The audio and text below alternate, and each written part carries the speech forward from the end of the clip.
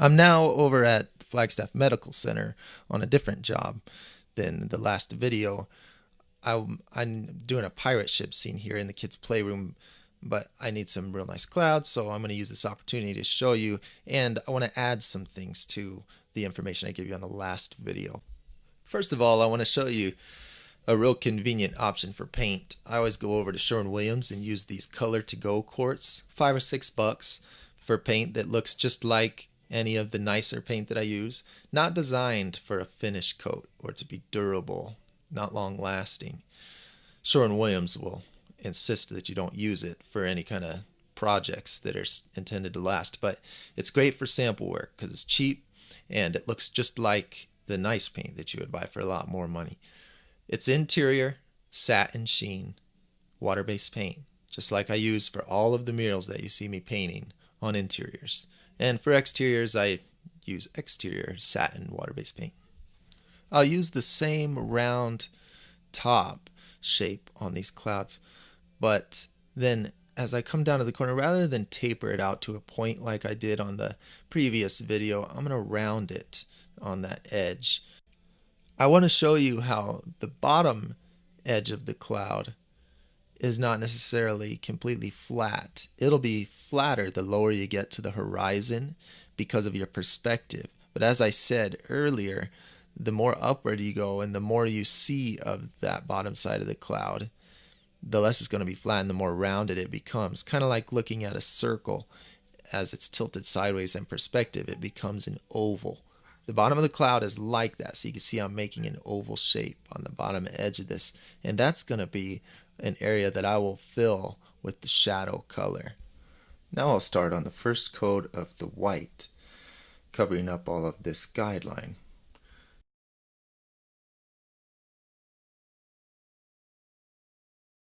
On my other videos, I've confused a lot of people by adding red and yellow. I get a lot of questions about that. I was just making the white slightly orange because it makes a nice contrast with the blue. Like if you were looking at clouds a little later in the day where the lighting starts to get a little more orange, the way you would do that is just by adding a little bit of orange to it. But for this purpose, just pure white. We're just looking at midday clouds. So I'll put a whole bunch of white paint here on the wall, and then I'll just keep pulling it off of that spot. Good brush handling is going to be real helpful here. So notice that my bristles aren't entirely covered with paint. I only dip the tip of them in the can, and I try to not allow it to get completely covered. It'll be a cleaner process for you if you can manage that. And then I notice the position of the brush, how I keep it pointed right at the wall.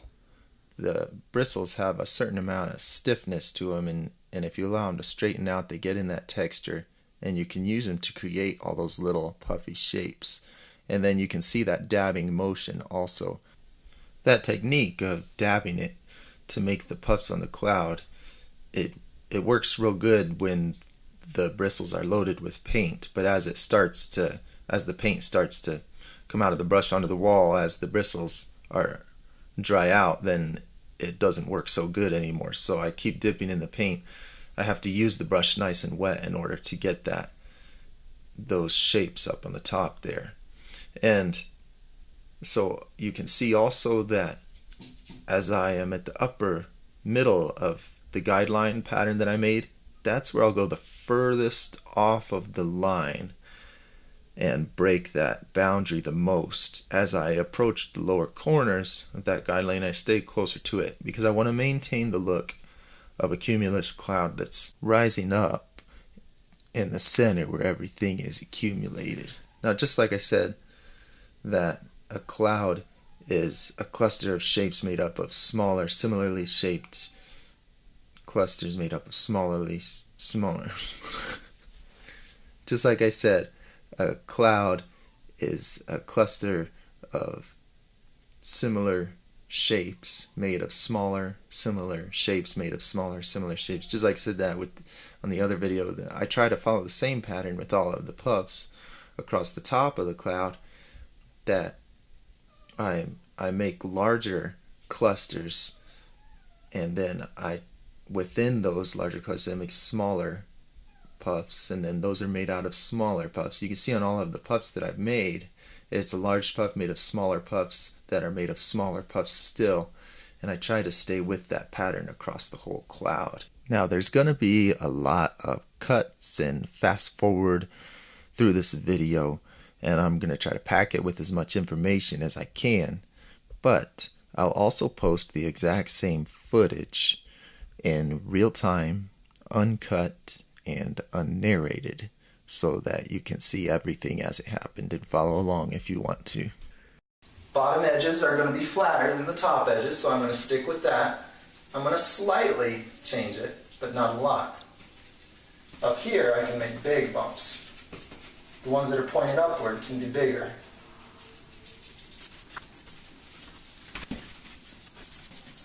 See? You can make little puffs coming downward off that. Okay, now I'm going to start my final coat on this cloud. And the white paint that I'm using here is Bare Ultra Pure White that I just grabbed off the shelf at Home Depot. It doesn't need to be tinted, so you can just grab it and go. It's Interior Satin Ultra Pure White. So a cloud, when the light hits it, it doesn't just bounce off the surface like it does with a solid object, but it goes inside of the cloud and it makes it glow. One of the effects of that is that there's these real faint shadows that occur on the top edges of each of these puffs that I've made. So to make that look, this is my technique. So down on the stand I have my white and I have my shadow color. The shadow color I got right out of the Sherwin-Williams color chart. It's called Breathtaking. I did that so that if you want to use the exact color, then you have the exact reference here. So I'll dip the very tip of my brush in the shadow color. My brush already has white in it from doing all of the white clouds. I'm not washing the white out. And you can see I'm dabbing it on top of this paint lid. Just find any surface that you can dab it onto, because that kind of mixes that shadow color in to the brush so that when I get on the wall I'll have a nice soft touch with it. And it won't be the full concentration of the color. It'll be lightened by the white. And I want that. That's why I do that on the lid first. And then I come up to the cloud and I start doing that same dabbing motion around the edge of the cloud. And I don't want to follow the exact perimeter of the cloud. I don't want to just follow the outline. I kind of want to make a new outline that's just a layer in from the edge and make it a little bit different.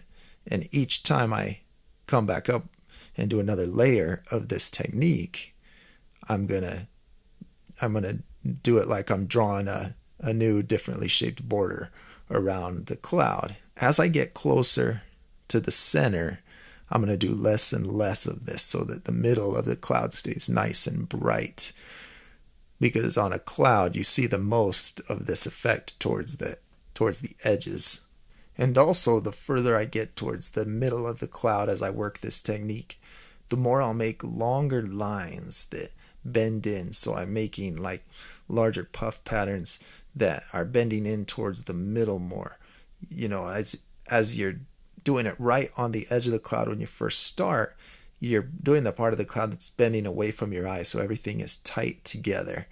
All the texture, it's kind of like looking at any texture like waves on water or anything. The further you look, the more tight it is together. But then as you get towards the middle, it's a different angle that's flatter against your angle of vision, and so you start bending bigger shapes and leaving more empty areas where you just have bigger patterns. I don't know if I'm explaining that well, but that's the best I know how.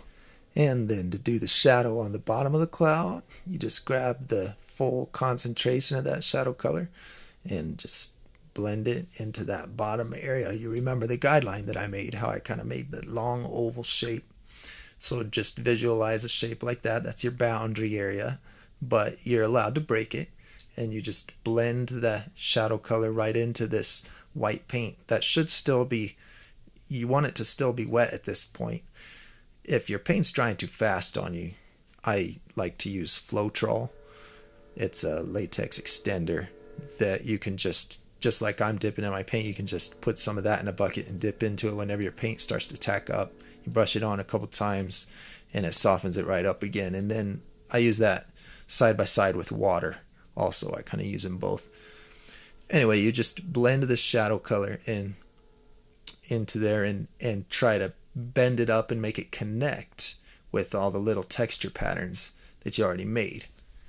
And I can give the cloud a little bit of depth from the underside also by taking white and just adding it like this, and then I'll fade it downward. I'll leave the top edge a lot sharper and then fade the bottom edge down, so it's like there's a divide in the cloud and the light's coming through the bottom of it. And then if there's anywhere else that I think I can add a little bit of shadow to give the cloud some extra shape, it'll give it depth if I add some shadows in some area besides just on the very bottom. I won't want to do too much, but anywhere I put this gray shadow is going to make it look like it's receding and going back and give it some depth.